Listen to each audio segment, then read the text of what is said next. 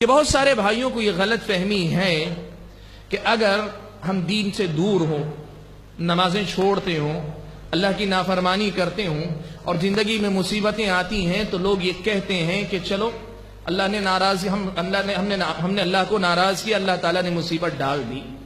لیکن وہیں اگر کوئی آدمی نمازوں کا پابند ہے، دینی احکام کا خیال رکھتا ہے، زندگی میں شریعت اسلامیہ کی پابندی کرتا ہے، اس کی زندگی میں اگر مصیبتیں آتی ہیں، آپ نے دیکھا ہوگا بہت سارے نادان بھائی، ناسمجھ بہنیں ایسی بھی ہوتی ہیں، وہ یہ کہتی ہیں یہ ساری مصیبتیں ہمیں ہی کیوں آتی ہیں، حالانکہ میں نمازوں کا پابند ہوں، میں اللہ تعالیٰ کی شریعت کی پابندی کرتا ہوں، فلاں آدمی کی طرح میری کمائی حرام کی نہیں ہے، فلاں آدمی کی طرح میں دین بیزار نہیں ہوں، دیکھو وہ اپنے بچوں کو کتنا آزاد چھوڑا ہوا، میں اپنے بچوں کو کتنی دین کی پابندی، دین کی تعلیم دیتا ہوں، میری زندگی میں آزمائشیں کیوں آتی ہیں؟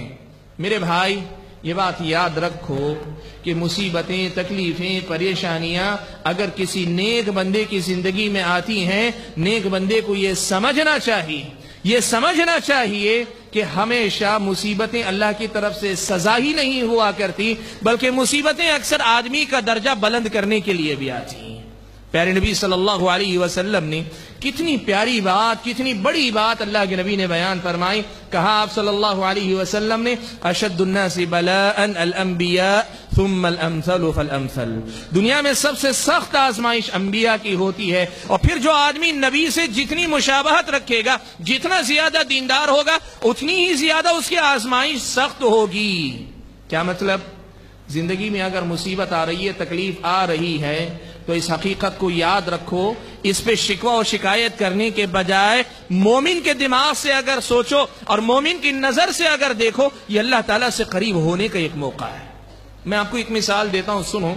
حضرت عمران ابن حسین رضی اللہ تعالیٰ عنہ، عمران ابن حسین رضی اللہ تعالیٰ عنہ بڑے جلیل القدر صحابی ہیں، اتنے نیک صحابی کہ پیارے نبی صلی اللہ علیہ وسلم کی زندگی کے بعد بھی فرشتے ان کو سلام کیا کرتے تھے، فرشتوں کا سلام سنا کرتے تھے۔ عمران ابن حسین رضی اللہ تعالیٰ عنہ، اللہ نے یہ کرامت عطا فرمائی تھی کہ فرشتوں کا سلام سنا کرتے تھے، اتنے نیک صحابی، لیکن آپ کو پتا ہے اللہ تعالیٰ نے انہیں کیسے آزمایا؟ زندگی کے 30 سال تک بستر پر لیٹے رہے، ایک ایسی بیماری نے آ لیا جس کے نتیجے میں سارا جسم مفلوج ہو گیا، سارا کا سارا جسم مفلوج ہو گیا، بستر پر پڑے ہوئے 30 سال زندگی کے انہوں نے گزارے، اور حالت یہ کہ قضاء حاجت کے لیے بھی اٹھ نہیں سکتے تھے، جس تخت پر لیٹے ہوئے تھے لوگوں نے اسی میں سوراخ کر دیا تھا، قضاء حاجت کا معاملہ بھی وہیں انجام پاتا تھا۔ نیک اتنے کہ فرشتے سلام کریں، آزمائش اتنی کہ بستر پہ 30 سال تک اللہ تعالیٰ نے لٹایا ہوا ہے۔ میرے بھائیوں، یہ کوئی معیار نہیں ہے کہ ہم اگر نیک ہیں تو ہماری زندگی میں مصیبتیں نہیں آنی چاہیے۔ معیار یہ ہے کہ اگر اللہ تعالیٰ نے ہم اور آپ کو آزمایا ہے، یہ موقع ہے کہ ہم اپنے آپ کو اللہ تعالیٰ سے قریب کر لیں، اللہ تعالیٰ سے اور اپنے آپ کو نزدیک کر لیں، اللہ تعالیٰ سے اپنے آپ کو اور قریب کر لیں۔ کیوں؟ اس لیے کہ مصیبت ہمیشہ سزا نہیں ہوا کرتی، مصیبتیں، مشکلات، تکلیفیں اکثر آدمی کے درجات بلند کرنے کا باعث بنا کرتی ہیں۔ اس حقیقت کو ہمیشہ یاد رکھو، اور میرے بھائیوں زندگی میں اس حقیقت کو یاد رکھو، اللہ تعالیٰ نے اگر مجھ کو اور آپ کو آزمایا، کسی بھی سطح پہ آزمایا ہو، فرد کی حیثیت سے، ایک گھر کی حیثیت سے، عائلی زندگی کے اندر، ایک قبیلے کے اندر، ایک بستی محلے کے اندر، یا بحیثیت قوم پوری قوم کو آزمایا ہے، اس حقیقت کو یاد رکھو کہ یہ آزمائش ایمان کے لیے ضروری ہے۔ اللہ تعالیٰ آزماتے ہیں، اللہ تعالیٰ کا یہ دستور ہے، یہ قانون ہے کہ اللہ تعالیٰ لوگوں کو آزماتے ہیں۔ میں نے حمد و صلات کے بعد جو آیت کریمہ آپ حضرات کے سامنے پڑھی، سورہ عنکبوت کی ابتدائی آیت میں اللہ تعالیٰ نے یہی بات بیان فرمائی، کہا احسب الناس ان يتركوا ان يقولوا آمنا وهم لا يفتنون، کیا لوگوں نے یہ سمجھ رکھا ہے کہ اگر وہ کہیں گے کہ ہم ایمان لے آئے تو ان کو چھوڑ دیا جائے گا اور انہیں آزمایا نہیں جائے گا؟ لوگوں نے یہ سمجھا ہے کہ ہم اگر کہہ دیں کہ ایمان لائے تو ہم کو چھوڑ دیا جائے گا، ہمیں آزمایا نہیں جائے گا؟ اللہ تعالیٰ نے یہ حقیقت بیان فرمائی، اگر کوئی ایسا سوچتا ہے، ایسا سمجھتا ہے، اس کا سوچنا، اس کا سمجھنا غلط ہے۔ وَلَقَدْ فَتَنَّ الَّذِينَ مِن قَبْلِهِمْ، اللہ تعالیٰ نے کہا دیکھو تم سے پہلے جتنے بھی ایمان والے ہوئے ہم نے ان کو آزمایا ضرور ہے، جب تم سے پہلے والے لوگوں کو ان کے ایمان کی وجہ سے آزمایا گیا ہے تو تمہیں نہیں آزمایا جائے گا؟ تمہاری زندگی میں آزمائش نہیں آئے گی؟ فَلَيَعْلَمَنَّ اللَّهُ الَّذِينَ صَدَقُوا وَلَيَعْلَمَنَّ الْكَاذِبِينَ۔ اللہ تبارک و تعالی دیکھنا چاہتے ہیں، زبان سے تم نے کہا ہم اللہ کے بندے ہیں، اللہ دیکھنا چاہتے ہیں کہ آزمائش کے وقت میں بھی بندگی کے تقاضے پورے کرتے ہو کہ نہیں کرتے ہو۔ تم کہتے ہو ہم نبی کے امتی ہیں، اللہ تعالیٰ دیکھنا چاہتے ہیں مصیبتوں میں نبی کی سنت کا خیال رکھتا ہے، نبی کی اتباع کو تم ذہن میں رکھتے ہو، نبی کے احکام کی پیروی کرنے کا خیال رکھتے ہو کہ نہیں رکھتے ہو۔ اللہ تعالیٰ آزمانا چاہتے ہیں، تم کہتے ہو ہم مسلمان ہیں، ہم فرما بردار ہیں، اللہ تعالیٰ دیکھنا چاہتے ہیں کہ تم موافق حالات میں تو مسلمان ہو، ناموافق حالات میں تمہارا اسلام کس درجے کا ہے، تم کس درجے کے مسلمان ہو، کیا موافق حالات میں جو دعویٰ ہے ناموافق حالات میں بھی ویسی ہی بندگی تم کرتے ہو۔ اللہ تعالیٰ یہ دیکھنا چاہتے ہیں۔ فَلَيَعْلَمَنَّ اللَّهُ الَّذِينَ صَدَقُوا وَلَيَعْلَمَنَّ الْكَاذِبِينَ۔ بھائیو، ایمانی زندگی آزمائش کے بغیر ادھوری ہوتی ہے۔ آزمائش سے ایک آدمی کا ایمان مکمل ہوتا ہے، آزمائش سے ایک آدمی کو موقع ملتا ہے کہ وہ اپنے آپ کا جو دعویٰ زبانی ہے اس دعوے کو عملی شکل دے سکے۔ زندگی میں یہ آزمائش ضروری ہے، اور قرآن مجید میں تو اللہ تعالیٰ نے یہ بات بیان فرمائی کہ ام حسبتم ان تدخلوا الجنہ وَلَمَّا يَأْتِكُمْ مَثَلُ الَّذِينَ خَلَوْا مِن قَبْلِكُمْ۔ لوگو، اللہ تعالیٰ نے تمہیں اگر آزمایا ہے، اگر تمہیں آزمایا ہے، تمہاری آزمائش کیا ہے؟ کسی کو اللہ تعالیٰ نے فقر و فاقے میں رکھا ہوگا، کسی کو اللہ نے بیمار کر دیا ہوگا، کسی کو اللہ تعالیٰ نے کسی ذہنی پریشانی میں مبتلا کیا ہوگا، کوئی اپنی اولاد کی طرف سے پریشان ہوگا، کوئی اپنے کاروبار کی طرف سے پریشان ہوگا۔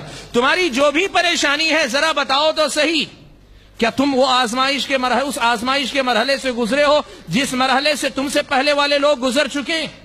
ام حسبتم ان تدخلوا الجنہ، کیا تم نے یہ سمجھ رکھا ہے کہ تم ایسے ہی جنت میں چلے جاؤ گے؟ وَلَمَّا يَأْتِكُمْ مَثَلُ الَّذِينَ خَلَوْا مِن قَبْلِكُمْ، حالانکہ ابھی تمہیں ان حالات کا سامنا نہیں کرنا پڑا جن حالات کا تم سے پہلے والے لوگوں کو سامنا کرنا پڑا تھا۔ بھائیو، شکر کرو اللہ تعالیٰ کا کہ اگر ہم آج آزمائش میں ہیں پھر بھی اللہ تعالیٰ نے ہماری ایمانی کمزوری کو ذہن میں، اللہ تعالیٰ نے ہماری ایمانی کمزوری کو کا حساب رکھ کر، ان کا حساب رکھتے ہوئے اللہ تبارک و تعالیٰ نے آزمائش کو بھی بہت ہلکا رکھا ہے۔ سنو، صحیح بخاری کی روایت ہے، حضرت خباب ابن ارت رضی اللہ تعالیٰ عنہ پیارے نبی صلی اللہ علیہ وسلم کے ان صحابہ میں سے ہیں جنہوں نے مکے کے ابتدائی دور میں اسلام قبول کیا۔ آپ کو پتا ہے مکے کے مشرکوں نے صحابہ کو بڑی سخت تکلیفیں دی۔ خباب ابن ارت رضی اللہ تعالیٰ عنہ وہ جلیل القدر صحابی ہیں جنہیں انگارے جلا کر ان کی پیٹھ کو داغا گیا، انگاروں پہ لٹایا گیا۔ مورخین نے لکھا ہے کہ اتنی سخت تکلیف کہ ان کی پیٹھ کی چربی نے انگاروں کو ٹھنڈا کر دیا۔ اتنی سخت تکلیف جھیلنے والے صحابی حضرت خباب ابن ارت رضی اللہ تعالیٰ عنہ اللہ کے نبی صلی اللہ علیہ وسلم کے پاس آتے ہیں۔ مکے کا دور ہے، اللہ کے نبی کعبۃ اللہ سے پیٹھ لگائے بیٹھے ہیں۔ خباب ابن ارت رضی اللہ تعالیٰ عنہ آ کر کہتے ہیں، اللہ کے نبی الا تدعو لنا الا تستنصر لنا، اللہ کے نبی آپ ہمارے لیے دعا کیوں نہیں کرتے، آپ ہمارے لیے اللہ تعالیٰ سے مدد کیوں نہیں طلب کرتے؟ تکلیف برداشت سے باہر ہو رہی ہے، پریشانی بہت زیادہ ہے، لوگوں کی طرف سے آزمائش بہت سخت ہو گئی ہے، اللہ کے نبی ہمارے لیے دعا کیوں نہیں کرتے، ہمارے لیے اللہ تعالیٰ سے مدد کیوں نہیں طلب کرتے؟ میرے بھائیو، زندگی میں کیسی ہی مصیبت میں ہو، نبی کے اس جواب کو یاد رکھنا۔ پیارے نبی صلی اللہ علیہ وسلم ٹیک لگائے بیٹھے تھے، سیدھے ہو کر بیٹھ گئے۔ آپ صلی اللہ علیہ وسلم نے حضرت خباب کو مخاطب کرتے ہوئے کہا، سنو، تم سے پہلے والی قوموں کا یہ حال تھا کہ ان میں سے ایک آدمی کو ایسے بھی آزمایا جاتا تھا کہ اسے لا کر گڑھا کھود کر آدھا اسے زمین میں گاڑ دیا جاتا، پھر اس کے بعد آرا لے کے اس کے سر پہ رکھ کے جیتے جی زندہ انسان کو دو ٹکڑوں میں بانٹ دیا جاتا تھا، پھر بھی یہ چیز ان کو ان کے دین کی طرف سے نہیں پھیرتی، وہ دین پہ جمے رہتے تھے۔ یہ بات سنانے کے بعد اللہ کے نبی نے ایک جملہ کہا، بھائیو اسے اپنے دل کے کانوں سے سنو۔ اللہ کے نبی نے حضرت خباب کو مخاطب کر کے کہا، وَلَكِنَّكُمْ تَسْتَعْجِلُونَ، خباب تم جلد بازی کر رہے ہو، تم جلد بازی کا ثبوت دے رہے ہو۔ بھائیو، جو انگاروں پہ لیٹ کے آیا ہے نبی اس کو فرماتے ہیں کہ تم جلد بازی کر رہے ہو۔ میری اور آپ کی زندگی میں ایسی تو کوئی آزمائش نہیں آئی، اللہ نے ہماری آزمائش اتنی سخت نہیں رکھی، چھوٹی چھوٹی معمولی معمولی باتیں، بہت بڑا بھی مسئلہ ہو، بیماری ہے، فلاں ہے، فقر و فاقہ ہے، بہت چھوٹی آزمائش ہے۔ ان مصیبتوں کے مقابلے میں اگر نبی خباب ابن ارت کو کہتے ہیں تستعجلون، تم جلد بازی کر رہے ہو، تو پھر میرا اور آپ کا یہ گھبرانا، یہ بے چین ہو جانا، یہ پریشان ہو جانا، یہ بے قابو ہو جانا، اس کی حیثیت کیا ہے؟ بھائیوں، زندگی کی سچائی کو یاد رکھو کہ اللہ تعالیٰ جو جنت مجھ کو اور آپ کو دینا چاہتے ہیں بہت قیمتی ہے، بہت قیمتی ہے۔ اللہ کے نبی نے کہا الا ان سلعۃ اللہ غالیہ، لوگوں سنو، اللہ تعالیٰ نے جس سامان کا تم سے سودا کیا ہے وہ جنت ہے، اور یہ بڑی قیمتی ہے۔ اتنی قیمتی جنت کو کیا تم ایسے ہی حاصل کر لو گے؟ ام حسبتم ان تدخلوا الجنہ ولما یأتکم مثل الذین خلو من قبلکم، کیا تم نے یہ سمجھ رکھا ہے جنت میں ایسے ہی چلے جاؤ گے؟ حالانکہ ابھی تمہیں ویسے نہیں آزمایا گیا جیسے تم سے پہلے والے لوگوں کو آزمایا گیا تھا۔ میرے بھائیوں، جو بات میں آپ کو بتانا چاہتا ہوں بہت واضح، بہت صاف ہے کہ زندگی میں مصیبتیں، تکلیفیں، پریشانی، مسائل اگر آتے ہیں، یہ زندگی ہے، ان کو لے کر چلو، ان کا سامنا کرو، ہر حال میں اللہ تعالیٰ کی بندگی کا ثبوت دو۔